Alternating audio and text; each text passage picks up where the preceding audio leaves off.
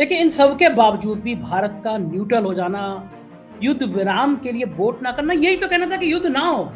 कोई भी पढ़ा लिखा व्यक्ति, कोई भी संवेदनशील व्यक्ति इस बात की तारीफ नहीं कर सकता कि किसी की तरफ से भी मिसाइल आए, वो हमास की तरफ से आए, वो इजराइल की तरफ से आए, उसमें असहाय और बेकसूर लोग मारे जाएं, छोटे छोटे बच्चे मर रहे हैं, महिलाएं मर रही हैं, बुजुर्ग मर रहे हैं, अस्पताल में लोगों में मिसाइल डाली। ये हिंसा, राक्षसी प्रवृत्ति, इसको तो रोकना ही चाहिए। लेकिन भारत ऐसे मौके पे तटस्थ रहा। मुझे नहीं याद है कि आजादी के बाद से कहीं दुनिया में युद्ध रोकने की बात हुई हो, भारत ने पहल ना की हो। ब्रह्म जिस तरह से शांत रहता है और शांति का भी मूल स्वरूप स्वयं ही शांति है, उस प्रार्थना, उस ज्ञान को देने वाला देश, उसकी सरकार उसके विपरीत अगर आचरण करे तो इससे ज्यादा दुर्भाग्यपूर्ण जो है कोई बात हो नहीं सकती। चुनाव में धांधलेबाजी का संकेत आ रहा है भारत की कुंडली के अनुसार। चुनाव परिणाम तो इनके लिए वास्तव में इनके लिए बहुत ही अपमान की स्थिति पैदा करने वाले। आज लोग मुझे जान पाए हैं तो बिकॉज ऑफ 4 PM। आपका चैनल लगभग हर जगह पर इतना देखा जाता है। 4 PM हमने जो है बाकी चैनलों को छोड़ करके, खासतौर से गोदी मीडिया तो बिल्कुल ही यहाँ पर बंद है, टोटल बंद है। जहां हम राम राज्य की बात कर रहे हैं, जहां देश का सबसे बड़ा तीर्थ स्थल बनने जा रहा है, वहां पे इतनी लूट हो रही है, तो भगवान इस लूट को होने क्यों दे रहे हैं? मेरी ये समझ में कभी नहीं आता कि भगवान को नहीं दिख रहा है कि उनके मंदिर के नाम पे जमीनें लूट रहे हैं, उनके मंदिर के नाम पे जमीनों पे कब्जा कर रहे हैं। ऐसा कैसे होता है? ये इसका क्या कारण है? तो ये राम के नाम पर, ये राम को जानते ही नहीं है। राम के नाम पर जो सत्ता में आए हैं, तो पहली बात तो राम को जानना चाहिए। देखिए, राम ने इंडिया एलायंस की तरह गठबंधन किया था।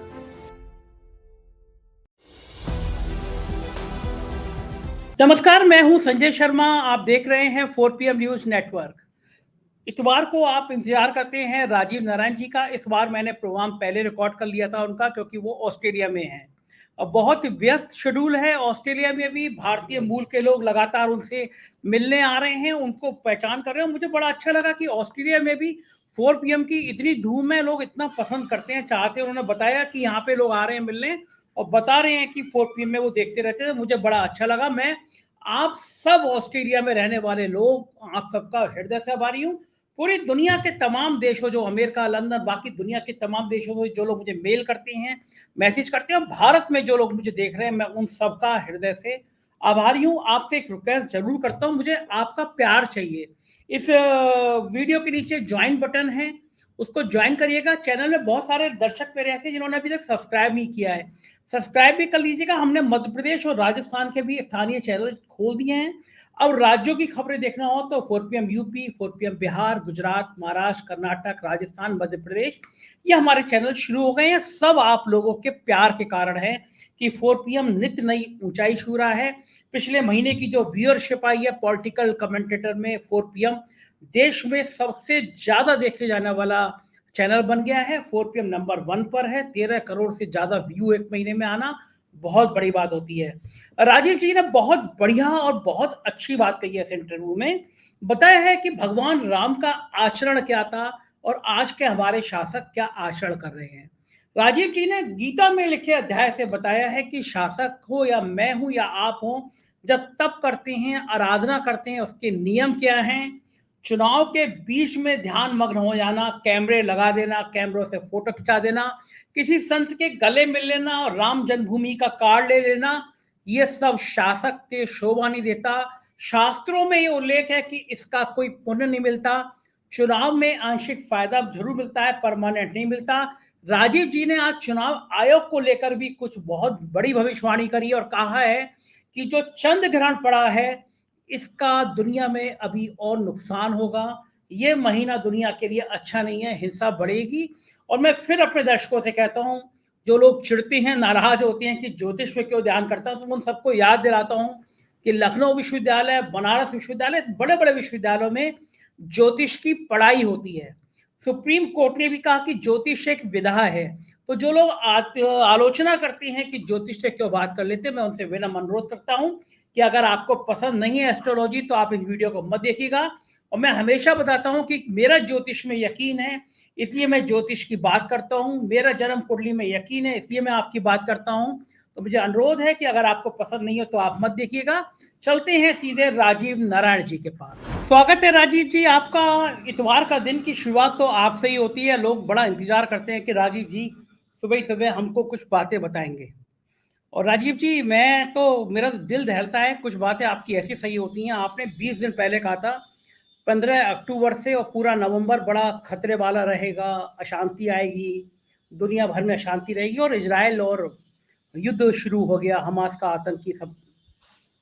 लेकिन आपने ये भी कहा था कि भारत के लिए भी बड़ा चुनौतीपूर्ण है, और भारत की प्रतिष्ठा के लिए, भारत की ताकत के लिए, भारत की सुरक्षा के लिए।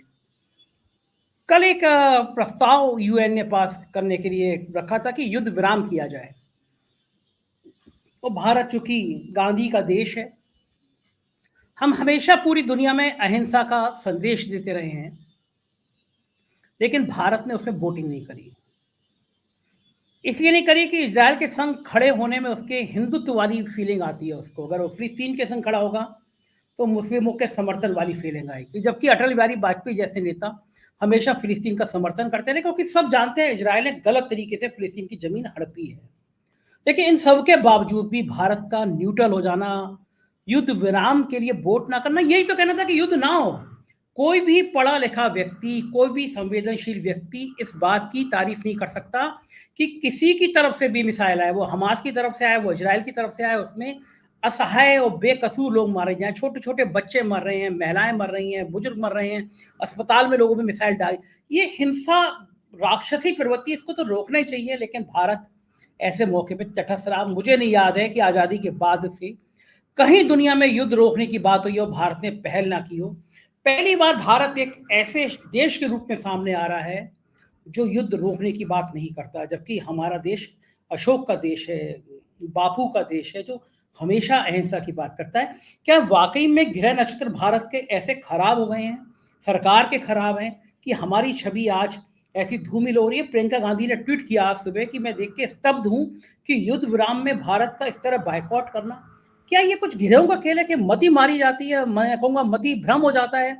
आदमी तटस्थ कैसे हो सकता है? इस विनाश लीला को रोकने की पहल क्यों नहीं करता? देखिए, दुनिया के लोगों को, आपके दर्शकों को मैं एक चीज बताना चाहता हूं। हमारे स्क्रिप्चर्स में, वेदों में शांति की जो प्रार्थना की, मैंने आपके पिछले कुछ प्रोग्राम में, 2-3 प्रोग्राम पहले उस प्रार्थना को पूरा पढ़ के सुनाया भी था, आज भी सुनाता हूं। उससे सुंदर ना शांति की प्रार्थना की कल्पना की जा सकती है, सोचा ही नहीं जा सकता। तो मैं प्रार्थना से शुरू करता हूं, आपके प्रश्न का जवाब भी इसी में दूंगा।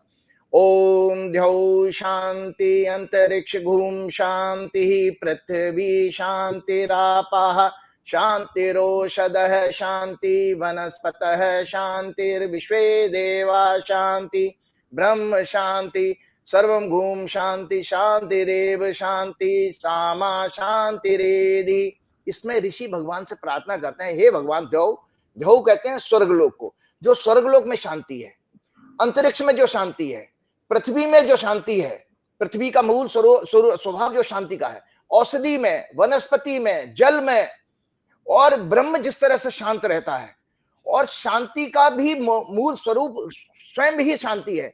उस प्रार्थना, उस ज्ञान को देने वाला देश, उसकी सरकार उसके विपरीत अगर आचरण करे तो इससे ज्यादा दुर्भाग्यपूर्ण जो है कोई बात हो नहीं सकती। आप कैसे विश्व गुरु बनेंगे? विश्व कहीं, अगर जो विश्व के जो इंटेलेक्चुअल लोग हैं, बुद्धिजीवी लोग, जब ये इस प्रार्थना को जो मैंने आज बोली है, जब इसका मीनिंग निकालेंगे तो बोले यार ये तो पाखंडी लोग हैं, हम लोगों को पाखंडी कहा जाएगा, हिपोक्रेट है हम, हमारे शास्त्रों में कुछ है, आचरण कुछ कर रहे हैं। तो ये आपने बिल्कुल बात ठीक कही कि इससे ज्यादा बड़ी मानवता की हत्या का आप लेटेस्ट मेमोरी में क्या एग्जाम्पल देखेंगे? ठीक है, उन्होंने जो किया, हमास ने जो किया, वो बिल्कुल प्रशंसनीय नहीं है और निंदनीय बहुत है।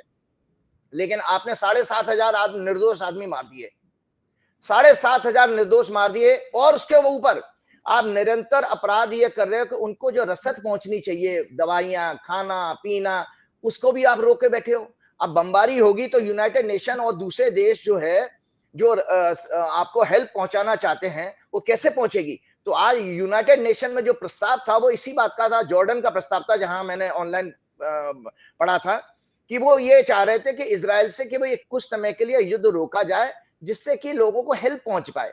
और भारत को उससे एब्सेंट कर जाना मैं नहीं समझता पिछले 20-25 सालों में इससे ज्यादा कमजोर कोई विदेश नीति का उदाहरण आपको मिलेगा। ये तो बहुत ही गलत है। ये ग्रह कौन सा था कि अगर हम, मुझे भी लग रहा है कि ये बहुत गलत फैसला है, तो ये ग्रह कौन सा था जो भारत ने ऐसा फैसला लिया? मुझे ये बताइए आप, चूंकि आप बताते हैं कि भारत का जन्म इस समय हुआ था, भाजपा का जन्म इस समय हुआ था, ये ग्रह हैं, तो कुछ कभी कभी ऐसे ग्रह होते हैं ना जो आपकी बुद्धि वो है ना कि जाको प्रभु दुख दे ताकि बुद्धि हर ले, तो वो उसके दो उदाहरण बताता हूं। पहला उदाहरण, दो कारण उत्तर देता हूं। पहला आंसर तो यह है कि जो बीजेपी की निरंतर हॉरोस्कोप में दिखाता हूं, बीजेपी की चंद्रमा की महादशा चल रही है। तो चंद्रमा हमारे इमोशनल और परसेप्शन और इन सब चीजों का सिग्निफिकेटर माना गया है। इसी तरह से भारत की भी चंद्रमा की दशा है। तो जो सत्ता में जो बैठे लोग हैं, उसमें वो किस पार्टी के लोग हैं, उसकी वजह से ये आपकी पॉलिसी बनी है। तो बीजेपी की चूंकि कुंडली में शांति शब्द उनके डीएनए में नहीं है। मैं निरंतर बार बार ये कहता हूं, मेरा बीजेपी से कोई द्वेष नहीं है। मैं बीजेपी की कुंडली बार बार बता रहा हूं कि मनोरोग से पीड़ित कुंडली है। ये जब तक देश, ये संसार में, ये देश में शासन करेंगे, तब तक देश पूरी मनोरोग से पीड़ित हो जाएगा। तो ये मनोरोग का सबसे बड़ा उदाहरण है कि आपको शांति की बात करनी चाहिए थी और आप वहां पर युद्ध को ना रोक पाने की कोई अपील भी नहीं कर पा रहे। आपके तो बड़े अच्छे मित्र हैं भैया, आपके तो इजराइल के लोग बड़े अच्छे मित्र, तो आप युद्ध रुकवा सकते थे, आप बन सकते थे, नोबेल पीस प्राइज मिल जाता आपको। वो नहीं मिल सकता। क्यों? क्योंकि ग्रहण है, चंद्रमा की दशा चल रही है ना, और चंद्रमा इनका पीड़ित है।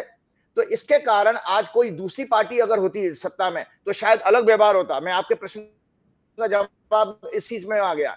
अगर कोई दूसरी पार्टी सेंटर में होती तो उसकी कुंडली अलग तरह से बिहेव करती। क्योंकि बीजेपी की कुंडली में खुद में मनोरोग का योग है, जिसके कारण बीजेपी की सत्ता ने ऐसा गलत निर्णय लिया।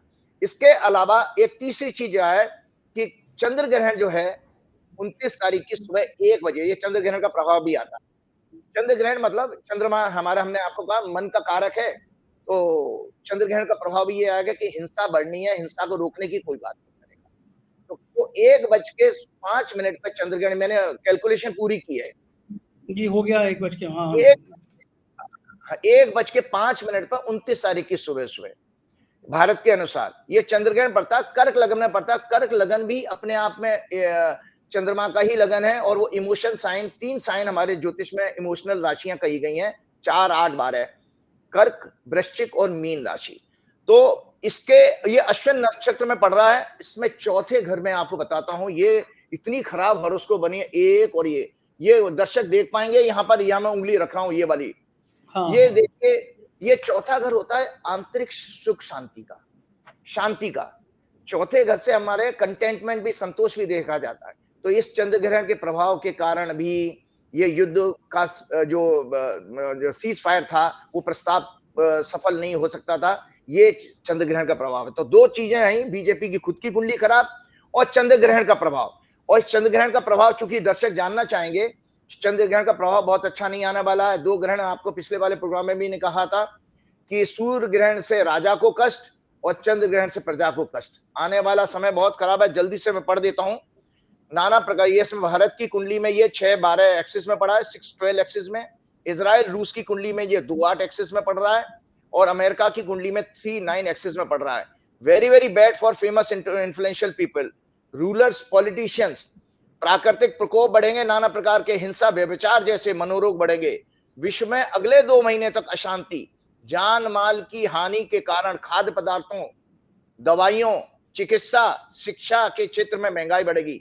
मीडिया का सबसे ज्यादा लोएस्ट लेवल का व्यवहार आपको दिखाई देगा अगले 2 महीने में, अगले 2 महीने में। और जो रूलिंग गवर्नमेंट है, वो अपने स्वार्थ के कारण लोगों की हत्याएं कराने में, वायलेंस कराने में चूकेंगी नहीं इतना। क्योंकि व्यभिचार और हिंसा मैंने आपको बता दी। आपका जब मन विक्षिप्त हो जाए, विक्षिप्त मन क्या करता है, जो पागलपन होता है, सो पागलपन विश्व में बढ़ने वाला है। सत्ता खोने का डर हुआ। क्यों? 2 कारण बनते हैं, स्वार्थ और सत्ता खोने का डर। चाहे वो इजराइल के नेतन्याहू हो, चाहे हमारे देश के प्रधानमंत्री क्यों ना हो, इनको अपनी कुर्सी हिलती हुई नजर आएगी। अमेरिका में भी यही। तो ये लगातार इस तरह के उल्टे डिसीजन करते रहेंगे। सत्ता खोने के डर से धार्मिक उन्माद, लोगों को बांटने का काम करेंगी ये सत्ता में बैठे लोग। टेररिस्ट अटैक्स, वायलेंस बढ़ेगा। चुनाव में धांधलेबाजी का संकेत आ रहा है भारत की कुंडली के अनुसार। अरे बाप रे। चुनाव आयोग, मेरी बात, जो चुनाव आयोग के अधिकारी हैं, मैं आगे फिर से एक चैलेंजिंग बात अभी बता रहा हूं कि कृपया करके मुझे सुने, मैं नहीं बोल रहा हूं, ये हनुमान जी मुझसे बुलवा रहे हैं। कृपया करके जो चुनाव 5 राज्यों के हैं, सत्ता पक्ष इसमें जितने नीचे स्तर पर गिर सकती है वो गिरेगी, गिरना चाहेगी, गिरेगी। क्योंकि ये भारत की कुंडली मेरे पास जो है, भारत की कुंडली में ये चुनाव की एक्सेस में आ रहा है, ये भारत की कुंडली है। ये जो ग्रहण पड़ रहा है भारत की, ये 6वें घर से हमारा जो है इलेक्शन देखा जाता है। आप दर्शकों को कुंडली भेज दीजिएगा, तो इलेक्शन की एक्सेस में चंद्र ग्रहण पड़ रहा है। इसका मतलब है रूलिंग पार्टी की जो रिपोर्ट उनको मिली होंगी, उसके कारण ये किसी भी लेवल तक मैनिपुलेशन कर सकते हैं। मैनिपुलेशन करने की चेष्टा करेंगे, सफल होंगे नहीं होंगे उसका भी जवाब मैं आपको देता हूं, सफल नहीं हो पाएंगे। अच्छा। क्योंकि हाँ, 30 अक्टूबर को, आज 28 तारीख है, सिर्फ 2 दिन बाद, जिसकी हम पिछले 2 महीने से मैं चर्चा कर रहा हूं कि बृहस्पति से राहु केतु बृहस्पति को छोड़ देंगे, मुक्त कर देंगे। तो बृहस्पति हमारे ब्रह्मांड का विजडम का सिग्निफिकेटर है, नॉलेज का सिग्निफिकेटर है। बृहस्पति के कारण ये इनकी साजिशें नाकामयाब होंगी। ये किसी भी मैनिपुलेशन को, किसी भी मेलाफाइड चीजों को कर नहीं पाएंगे सत्ता के लोग। तो ये आपका ये भाजपा की कुंडली, बेसिक कुंडली कमजोर है, खराब है, जिसके कारण ये सारे निर्णय गलत हो रहे हैं, चाहे वो यूनाइटेड नेशन का हो और आगे देश में अशांति की बात है। उनका चुनाव प्रचार आप देख रहे होंगे, मैं तो यहाँ बहुत दूर बैठा हुआ हूँ। बताइए राजीव जी, अगर इस चंद्र ग्रहण का नवंबर में नतीजे, चुनाव हो जाएंगे, दिसंबर में 3 दिसंबर को नतीजे भी आ जाएंगे, इस चंद्र ग्रहण का क्या चुनाव नतीजों पे, मतदान पे, जनता के जनमानस पे भी कोई असर पड़ता है? नहीं, देखो, चंद्र ग्रहण का असर तो मैंने कहा कि प्रजा के ऊपर कष्ट आता है। देखो, प्रजा का वापस आने वाला 30 तारीख को, तो प्रभाव तो वहां से बदल नहीं पाएंगे। अच्छा, ये लाइन आपकी बहुत मजेदार है कि प्रजा का विवेक वापस आने वाला है। मतलब प्रजा, आपके हिसाब से प्रजा हिंदू मुसलमान के खेल में नहीं फंसेगी, विवेक नहीं। यस यस यस, मतलब ये देखो, उनकी तो विक्षिप्त, आप समझ लीजिए, उनकी कुंडली, बीजेपी की कुंडली तो विक्षिप्त माइंड की है, परंतु जनता का विवेक तो वापस आ रहा है। और मैंने आपके पिछले प्रोग्राम में ही कहा था कि जिस दिन चुनाव अनाउंस हुए उस दिन चंद्रमा अपनी राशि में था, कर्क राशि में, और परिणाम जिस दिन आ रहे तो चंद्रमा मजबूत है। तो इसका मतलब चंद्रमा हमारे यहाँ जनता की ओपिनियन का कारक माना गया। जो पब्लिक ओपिनियन है वो मून से देखी जाती है वैदिक ज्योतिष में। तो पब्लिक जो है, जब बटन दबाने जाएगी, उसके सारे दिमाग में, जहन, उसकी सारी मेमोरी में है कि इस सत्ता के आते हुए हमने क्या क्या कष्ट पाए हैं, वो रिकॉल हो गई उसकी सारी मेमोरी। तो आप चिंता मत कीजिए, चुनाव परिणाम तो इनके लिए वास्तव में इनके लिए बहुत ही अपमान की स्थिति पैदा करने वाले हैं। अच्छा आचार्य जी बताइए मुझे आप, चूंकि भारत के ऐसे फैसलों की, भारत की ऐसी चीजों की पूरी दुनिया देखती है, पूरी दुनिया समीक्षा करती है। आप ऑस्ट्रेलिया में हैं और जैसा पिछली बार आपने बताया था कि आप पहली बार विदेश यात्रा में गए हैं। जो रूटीन में जाता रहता है वो तो देखता रहता है दुनिया को, लेकिन आप पहली बार गए हैं और बड़े प्रसन्न हैं और मुझे बड़ा अच्छा लग रहा है आपको देख के। आप बता रहे लोग आपसे मिल रहे हैं आके। लोग ऑस्ट्रेलिया में आपको इतना कैसे जान चुके हैं कि आप जब से गए हैं तब से आपको सांस लेने की फुर्सत नहीं मिल पा रही है, मुझसे बात नहीं कर पा रहे हैं आप, नंबर 1 बात।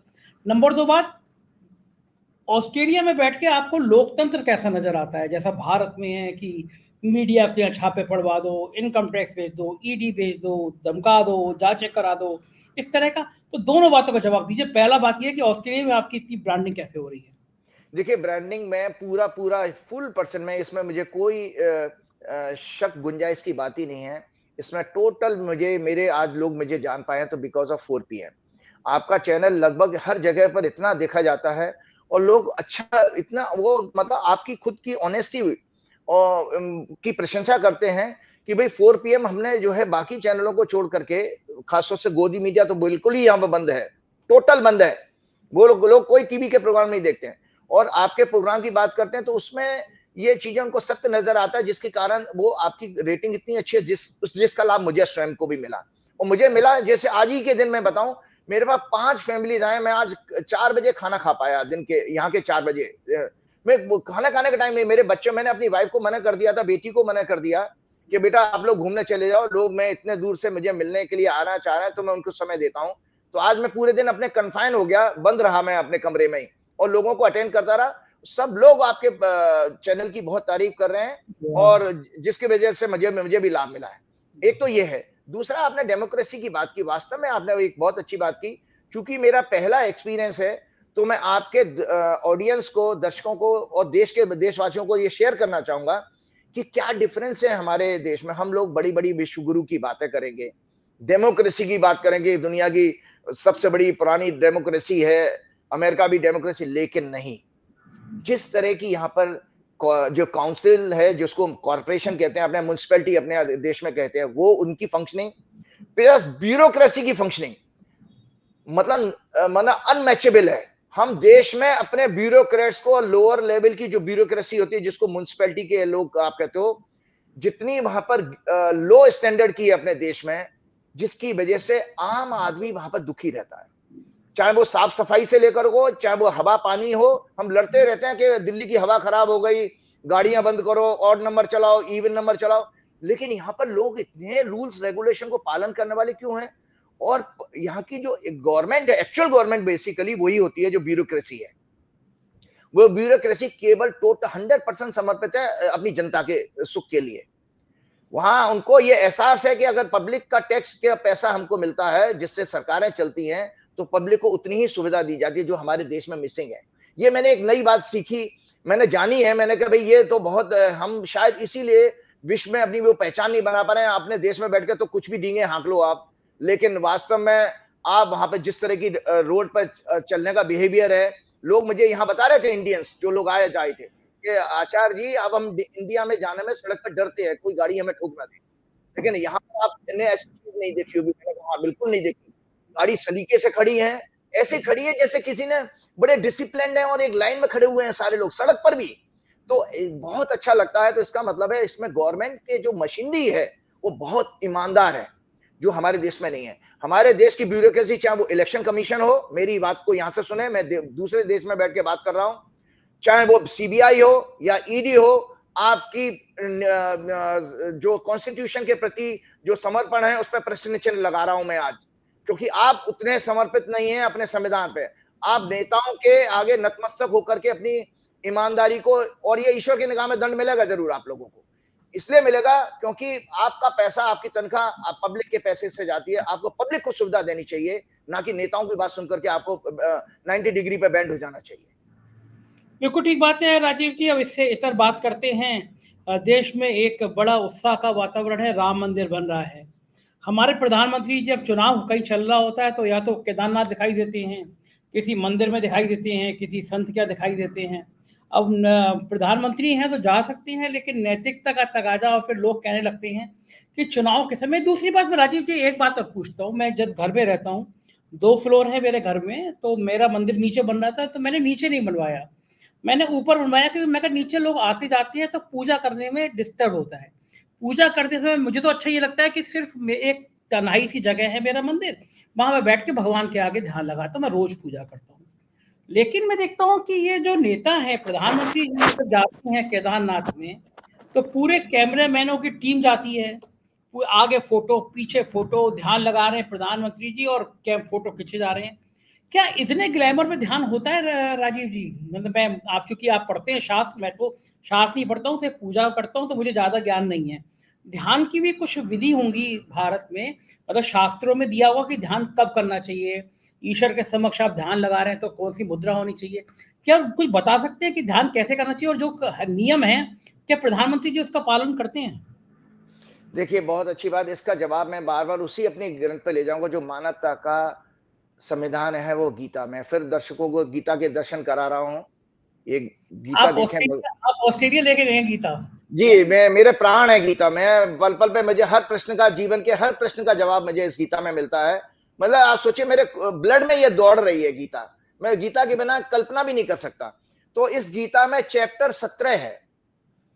चैप्टर 17 का 18वां नंबर का श्लोक आपके प्रश्न का जवाब देगा। अच्छा। ध्यान से सुनिएगा। हाँ, अच्छा, लोग कहते हैं, ये एक सेकंड राजीव जी, लोग कहते हैं कि आपके मन में जितनी जिज्ञासाएं हैं गीता में, उन सबका उत्तर है। ये सही बात है? आपकी जितनी जीवन में, मनुष्य के जीवन में, आज नहीं, आज से 10,000 साल बाद भी जितने उसके संकट आएंगे, जितने प्रश्न पैदा हो सकते हैं, सबका सॉल्यूशन है गीता के अंदर।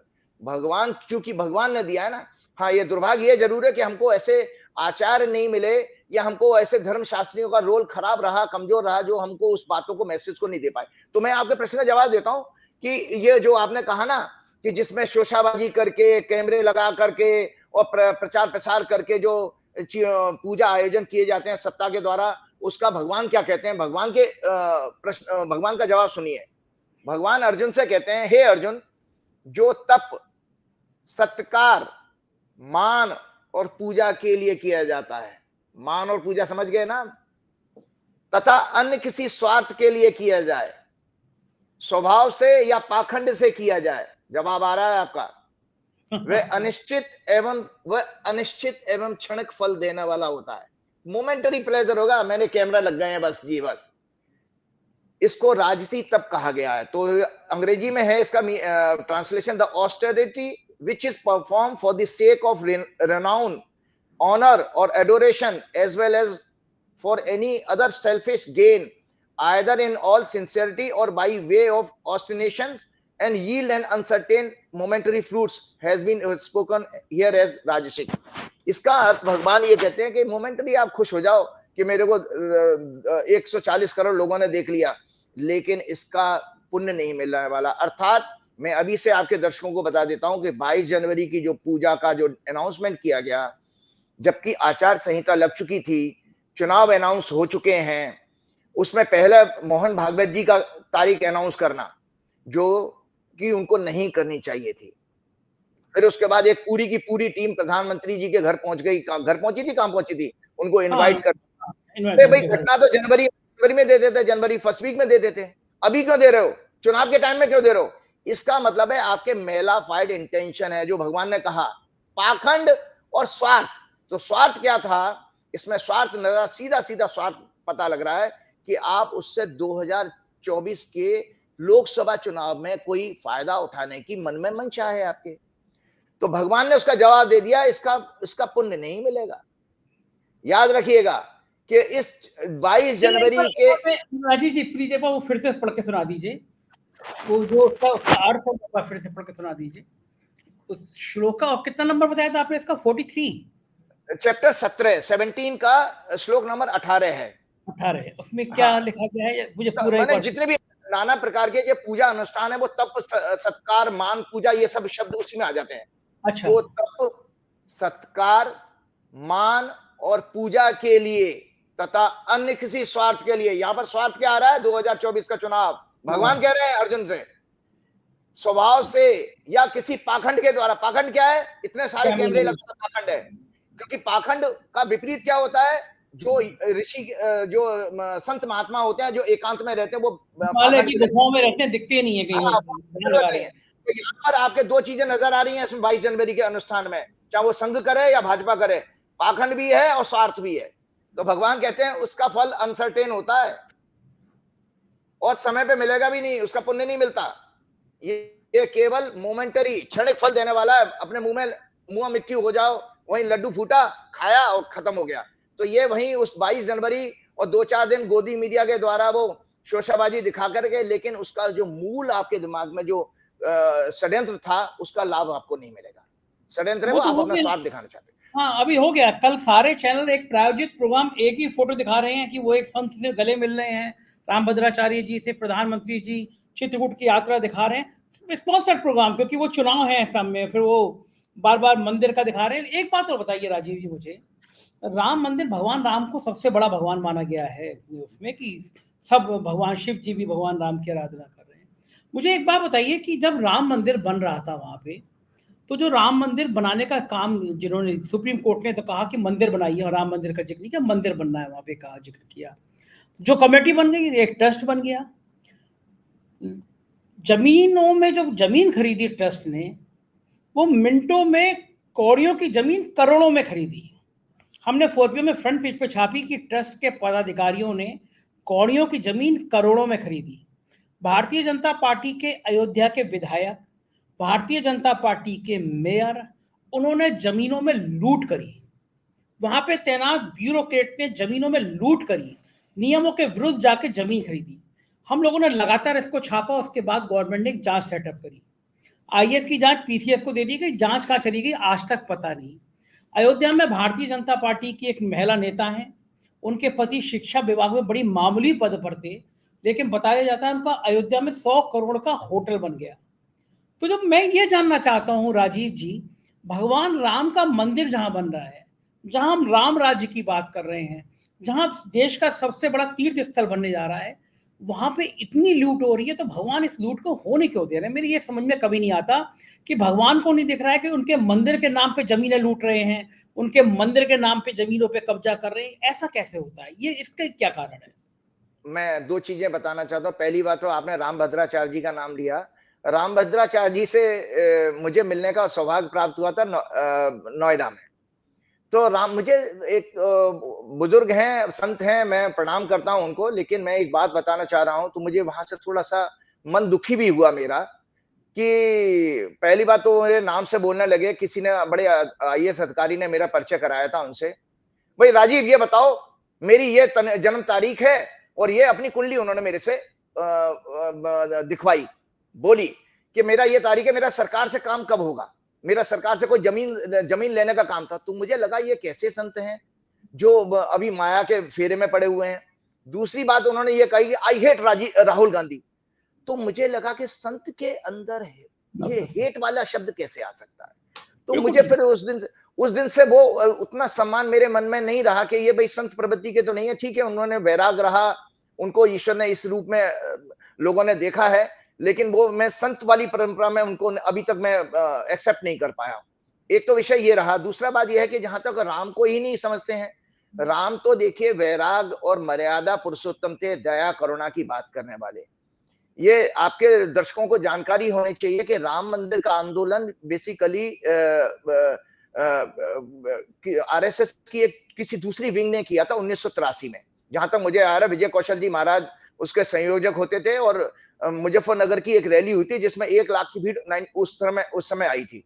उन लोगों को बाहर कर दिया गया, और उस रैली में दाऊदयाल खन्ना, आपके उत्तर प्रदेश में कोई मंत्री होते थे कांग्रेस की सरकार में, इंदिरा गांधी ने उस प्रस्ताव का समर्थन किया, और दाऊदयाल खन्ना जो है उस प्रस्ताव को लेकर गए थे। मतलब वहां इंदिरा गांधी भी राम मंदिर को चाहती थी। ये बाद में आंदोलन किस तरह से विश्व हिंदू परिषद ने हाईजैक कर लिया, उसके बाद वो अडवाणी जी के हाथ में चला गया, फिर उन्होंने वो पूरा अपना आंदोलन चलाकर भी सत्ता में आ गए। तो ये राम के नाम पर, ये राम को जानते ही नहीं है, राम के नाम पर जो सत्ता में आए। तो पहली बात तो राम को जानना चाहिए। देखिए, राम ने इंडिया अलायंस की तरह गठबंधन किया था। भाई राम जी तो अपनी सेना लेके गए नहीं थे जंगल में, रावण से लड़ना था। तो दर्शकों को एक कहानी भी मिल जाएगी, पौराणिक कहानी सत्य है। तो राम जी ने वहां भील हो, जो नाविक कम्युनिटी के लोग होते हैं, जंगल में वन में जितने वनवासी लोग रहते थे, उनको लेके सेना इकट्ठा करी थी, और रावण जैसे शक्तिशाली आदमी को लेंगे। तो वहां तो राम ने तो गठबंधन की बात करी। राम ने तो वहां जात पात और भेदभाव को मिटा करके सबको इकट्ठा करने का संदेश दिया। और आप तो जात पात में बांट करके, और आप भेदभाव पैदा करके, नाना प्रकार के धर्म के ऊपर बांट करके लोगों को आप सत्ता हासिल करना चाहते हो। विपरीत राम के आपका आचरण है। तो इसलिए राम तो आपको मिलेंगे नहीं। अब पत्थर की मूर्ति आप प्रतिष्ठा करा दो, भगवान वहां होंगे नहीं होंगे ये तो भगवान के ऊपर, भगवान को ही पता है। प्रश्न चिन्ह लग रहा है। एक चीज में सबसे बड़ी बात और जानकारी आपके दर्शकों को देना चाहता हूं, चौंकाने वाली। ये लोगों को पता ही नहीं है कि अयोध्या का राजा इस समय कौन है। ईश्वर के हमारे शास्त्रों के अनुसार अयोध्या के राजा हमारे हनुमान जी हैं। इसकी कहानी बताता हूं। जब उत्तरकांड में, रामचरितमानस में, जब राम जी दरबार ले रहे थे, ब्रह्मा ने काल को वहां पर भेजा कि भगवान को सूचना दो कि उनका समय पूरा हो गया है। तो जब काल वहां पर आया, और काल ने आकर जब संदेश राम जी तक पहुंचाया कि भाई प्रभु ब्रह्मा जी का यह आदेश है कि आपका समय पूरा हुआ, तो राम जी अपने भाइयों समेत साकेत धाम जाने के लिए निकल पड़े। सरयू नदी में उन्होंने जल समाधि ली थी। उस समय हनुमान जी भी जा रहे थे। तो हनुमान जी को उन्होंने रोका, नहीं हनुमान, तुमको यहां रहना है, तुमको यहां पर रहना है, और अयोध्या का शासन तुमको ही देखना है। तो आप लोगों को, दर्शकों को, जितने भी राम कथावाचक है, कथावाचक बेसिकली स्टोरी टेलर होते हैं, कहानियां ही तो सुना रहे हैं, उनको भी उन्होंने पता नहीं आज तक दर्शकों को बताया नहीं बताया कि चूंकि अयोध्या का राजा उन्होंने अपने पुत्र को नहीं बनाया था। अमूमन क्या होता है कि पिता का जो राजाभिषेक पुत्र को मिलता है, तो लव कुश अयोध्या का राजा नहीं है। तो हनुमान जी का प्रसंग कैसे आ गया? क्योंकि अशोक वाटिका में जब हनुमान जी पहली बार सीता जी को मिले, उस समय लव कुश का जन्म नहीं हुआ था। तो हनुमान जी को उन्होंने बतौर पुत्र धारण किया था। तो इस नाते हनुमान जी ज्येष्ठ पुत्र हो गए। तो जब शासन देने, जब राम जी साकेत धाम गए, तो वो शासन अपने ज्येष्ठ पुत्र होने के नाते हनुमान जी को देके गए। अब आप बताइए कि जब आप राम मंदिर का जो भूमि पूजन कर रहे थे, उस समय हनुमान जी की उपेक्षा की है भाजपा ने, और ये क्या नाम है, आरएसएस के लोगों ने भी। और आज प्राण प्रतिष्ठा करने जा रहे हो, जबकि पूरा मंदिर नहीं बना है, केवल गर्भगृह बनना है। आप आधे अधूरे मकान में आप पूरा मकान बनाना चाहते हो, कहां का लॉजिक है? पूरा मकान बनाना चाहते हो, उसमें एक कमरा बना करके भगवान को आप वहां पर रुकवाने के लिए आए हो, भगवान की प्रतिष्ठा करा रहे हो। अरे पूरा हाउस तैयार होता, तब उसके बाद प्राण प्रतिष्ठा होती तो बात अलग थी। विश्व में क्या संदेश जाएगा?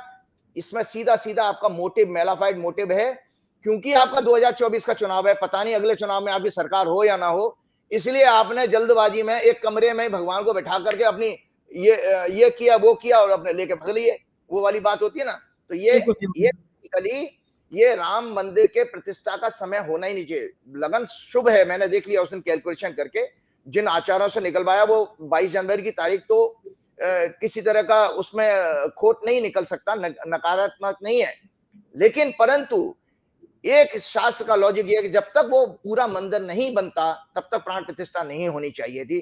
क्योंकि मैंने आपके दर्शकों को आपके पिछले प्रोग्राम में शेयर किया था, मैं भी एक हनुमान जी के मंदिर से जुड़ा। पूरा मंदिर बनने के बाद कंपनी के वारे न्यारे हो गए, कंपनी में हजारों करोड़ की उनकी कैपिटल बढ़ गई। तो ये होता पुण्य का प्रभाव। तो तीसरी बात ये बता दो कि हनुमान जी के बिना प्रसन्न किए आप राम जी को कैसे समझ सकते हो? तो हनुमान जी वहां पर माइनस हैं, और राम जी के राम जी तो है ही नहीं, राम जी तो चले गए ऊपर, लेकिन हनुमान जी वहां पर है। तो मैं अगर देश का शासक होता या मेरे हाथ में ये कंट्रोल होता, तो मैं हनुमान जी की महीनों तक आराधना करवाता, उसके बाद राम जी को पाने की कोशिश करता। जो मंदिर हमने पूना में बनाया, वहां पर भी हमने साइड में मेन मुख्य मूर्ति हमारी हनुमान जी की रही है, साइड में राम जी सीता जी को है, कि मतलब हनुमान जी को आशीर्वाद देने के लिए राम जी सीता जी आए हैं दूसरे लोक से। जबकि लोगों ने वहां पर ऑब्जेक्ट किया कि भाई राम जी को तो बराबर में दिखाना चाहिए था। मैंने कहा भाई प्रधान देवता तो हमारे जीवंत देवता तो हनुमान जी हैं। और हनुमान जी का प्रसंग भी जल्दी से सुना देता हूं आपके दर्शकों को, मैं कुछ कुछ बातें बताता रहता हूं। जब राम जी का जन्म हुआ, यह पौराणिक कहानी है, सत्य है, क्योंकि मैंने किसी प्रोग्राम में धार्मिक अनुष्ठान में सुनाई भी है। तो शिव जी ध्यान मग्न थे और भोलेनाथ का ध्यान टूटा, और उन्होंने तुरंत पार्वती जी को, अपनी पत्नी को कहा कि मुझे पृथ्वी पर लोक पर जाना है। तो बोले आपका तो जन्म होना नहीं है। बोले मुझे अपने प्रभु की सेवा करने जाना है। तो राम जी की सेवा करने के लिए शिव जी ने वहां पर संकल्प लिया। तो पार्वती जी इनसिक्योर हो गई कि भाई आप चले जाओगे तो मैं अकेली रह जाऊंगी यहाँ पे। तो वहां पर भगवान भोलेनाथ ने ये वचन दिया कि नहीं पार्वती, एक अंश मेरा तुम्हारे साथ रहेगा और एक प्रभु की सेवा में एक जन्म लेगा पृथ्वी पर। इसीलिए हनुमान जी हमारे 11वें रुद्र के अवतार और अंश अवतार कहे गए हैं। तो हनुमान जी नहीं है, वो साक्षात शिव हैं। बिना हनुमान जी के पूजा किए हुए ये अनुष्ठान नहीं होना चाहिए, गलत समय है सिर्फ इस बात के लिए कि वो पूरा प्रोजेक्ट कंप्लीट नहीं है। ये केवल सत्ता के 2024 के चुनाव से पहले की कहानी है। एक दर्शकों को और बताना चाहता हूं, आप हनुमान जी की आराधना की हम बात करते हैं। एक वो जो है राजीव जी, एक कविता है, उसकी हो सकता है कुछ शब्द दे दो ना। ये था कि राम आस नहीं विश्वास है, कणकण की प्यास है, राम नहीं सत्ता के फेरे में, राम मिलेंगे शर्वरी के झूठे बेरों में। हाँ, वो इसीलिए क्योंकि मैंने पिछले प्रोग्राम में कहा रमन्ते योगी ने स रामा, जो हमारे भक्तों के अंदर जो रहता है वो हमारी आत्मा जो है वही राम है। तो राम को समझिए, राम तो दया करुणा के हैं, हिंसा के नहीं है। आप देखिए जो मोदी जी को बुलाया, किसी को भी बुलाने का जाने का अधिकार है, लेकिन प्राण प्रतिष्ठा में मुख्य अतिथि उसको बनाना चाहिए जिसने अपने जीवन में कोई पाप ना किया हो। और पाप और पुण्य की व्याख्या मैंने एक बहुत अच्छा जो ग्रंथ है उससे मैंने ली थी कि पुण्य माना गया सत्य का आचरण करना, सत्य को जानना, सत्य को मानना, सत्य को जीना, सत्य बोलना आदि पुण्य है। और पाप क्या है? अज्ञानता, इग्नोरेंस और असत्य बोलना। दुनिया के समस्त पापों की जड़ जो है अज्ञानता है। अज्ञानता क्या है? व्हाट्सएप का मैसेज आया, आपने उस पर विश्वास करके आगे फॉरवर्ड कर दिया, जो आपकी वो और तो टोटल पाप बढ़ा हुआ है इसमें। मीडिया आपका गोदी मीडिया कर रहा है, वही असत्य को दिखा रहा है बार बार। वो ये नहीं दिखा रहा है कि जो है सिविलियंस छोटे बच्चे मारे जा रहे हैं, 7,500 लोग हत्याएं हो गई है, मानवता की हत्या हो गई है, लेकिन वो वहां पर हिंदू मुसलमान करने के चक्कर में लगे पड़े। टोटल पाप है। इसके अलावा पाप को माना गया निंदा करना, काम, क्रोध, मोह, ईर्ष्या और चुगली करना। हमारे मोदी जी तो उसमें लिप्त रहते हैं, हमेशा बिजी रहेंगे उसमें। तो भैया उनको बुला करके कहा, प्रधानमंत्री होने के नाते ठीक है होंगे प्रधानमंत्री, ये किसी वैरागी संत के द्वारा होना चाहिए था, जो उसका सही मायने में जो है उसका वो क्या ना चाहिए राइट पर्सन हो सकता था। एक हनुमान जी की बात मैं के आपका प्रोग्राम के लिए बस क्षमा चाहूंगा। नहीं बाबा, एक बताइए, आपने वो लाइन नहीं सुनी, एक अकेला सब पर भारी। वो तो अहंकार है आपका, और अहंकार भगवान को सबसे ज्यादा अगर नाराजगी अगर किसी चीज से होती है तो आपके अहंकार से। उन्होंने रावण को नहीं मारा, रावण से मरने के बाद तो ब्रह्म ज्ञान प्राप्त किया है। उन्होंने केवल रावण को अहंकार के कारण मारा था, केवल उसके अहंकार को मारने के लिए उसका अंत हुआ है। तो अहंकार तो किसी का नहीं, वो एक अकेला भारी, वो तो सब यहीं रह जाना है।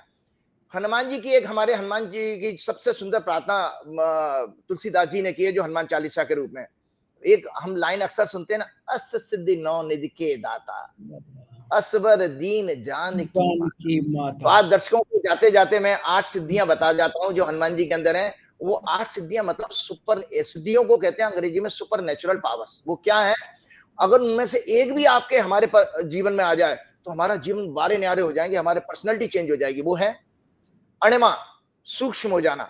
साइज छोटा कर लेते थे हनुमान जी, अणिमा, वो सूक्ष्म हो जाना। उसको डे टू डे लैंग्वेज में हम कैसे देंगे, ह्यूमिलिटी। जब आप विनम्र होते हैं तो छोटे हो जाते हो। तो आप अगर अपने पर्सनैलिटी में विनम्रता लाएंगे तो आप छोटे हो गए। तो हनुमान जी की सिद्धि मिल गई अणिमा।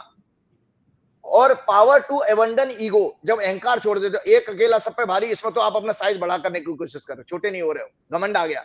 तो घमंड छोड़ना और विनम्रता, इससे आपकी अणिमा जैसी सिद्धि का लाभ होता है। दूसरी है महिमा, विशाल रूप धारण करना। हनुमान जी अपना साइज बढ़ा लेते थे, तो उसको कैसे गया, एक्सपेंशन ऑफ थॉट्स, अपने वैचारिक शक्ति को बड़ा करना। आप आई के डंडे में रह रहे हो, आई से वी बन जाइए, ऐसे बाजू फैला दीजिए सबके लिए, तो हो गया एक्सपेंशन हो गया। तो ये हो गया आपका अपना आकार बढ़ाना। आपकी जेब फटी है, एक फूटी कौड़ी है, लेकिन फिर भी यार तेरी कोई ऊपर कष्ट आएगा तो मुझे बता देना, इतनी बात कहकर के आपने अपना एक्सपेंशन कर दिया। तो expansion of thoughts, personality change from I to we, ये है विशाल रूप धारण का महिमा। गरिमा, भारी हो जाना, वजन बढ़ाना। Power to take more responsibility, जब आप अपनी कैपेसिटी से ज्यादा रिस्पॉन्सिबिलिटी लेने की आपके अंदर शक्ति आ जाती है, तो वो गरिमा हो गई, भारी हो जाना। हनुमान जी अपना वजन भी तो बढ़ा लेते थे, ये सब हनुमान जी ने किया है। लगिमा, हल्का हो जाना, बहुत हल्के भी हो जाते थे, छोटे से बन गए थे। तो not to take credits of act, अगर अच्छे लीडर जीवन में बनना है तो अपना क्रेडिट लेना बंद कर दीजिए। सीधा कहिए, आप 4 PM को भी अगर सफलता मिली है तो ये कहिए it is because of my all team members. तो आप अपना छोटा बन गए, तो ये है लगिमा। प्राप्ति, इच्छित वस्तु को प्राप्त करना, ये 5वीं उनकी सिद्धि है। पावर टू अचीव डिजायर्ड गोल। 6वां है प्रकाम, जैसा चाहे वैसा रूप बदलना, ये 6वीं उनकी थी। Power to conceive visualization and change according to circumstances, परिस्थितियों के अनुसार बदल लेना, ये कहें कि अपने रूप को मॉडिफाई कर लेना आ गया। 7वीं है इशित, शासन करना, leadership quality, power to rule, governance, administrative power, ability, ये हनुमान जी के अंदर थी। हनुमान जी नीति ज्ञान के बहुत बड़े ज्ञाता थे। वश में कर लेना। Power to mould others through soft spoken speech, attitude, controlling of people, जब आप मधुर वाणी है उससे आप लोगों को वश में कर लेते हो, तो ये आपकी आखिरी सिद्धि हो गई। इस तरह से लोग आपके दर्शकों से फिर मैं क्षमा चाहूंगा, मैंने आज आपका थोड़ा वक्त ज्यादा ले लिया। बहुत अच्छा लगा आज बात करते आपसे। को हनुमान जी की अष्ट सिद्धि नौनिधि के दाता, असवर दीन जान की माता, और संकट ते हनुमान छुड़ावे, मन क्रम वचन ध्यान जो लावे। तो बस हनुमान जी को भजते रहिए। बहुत बहुत शुक्रिया, जय बजरंगबली। शुक्रिया राजीव जी, आपने समझ दिया, थैंक यू। तो ये थे राजीव जी, आपने सुना इनको और आप समझ गए होंगे कि देश के हालात क्या हैं, देश की स्थिति क्या है, राजा को कैसा आचरण करना चाहिए, राजा को कैसा व्यवहार करना चाहिए। फिलहाल मुझे आपसे उम्मीद है कि इस वीडियो के नीचे आप अपना कमेंट जरूर बताएंगे कि आपको ये प्रोग्राम कैसा लगा, अपनी राय से जरूर अवगत कराइएगा। बहुत बहुत शुक्रिया, थैंक यू, धन्यवाद।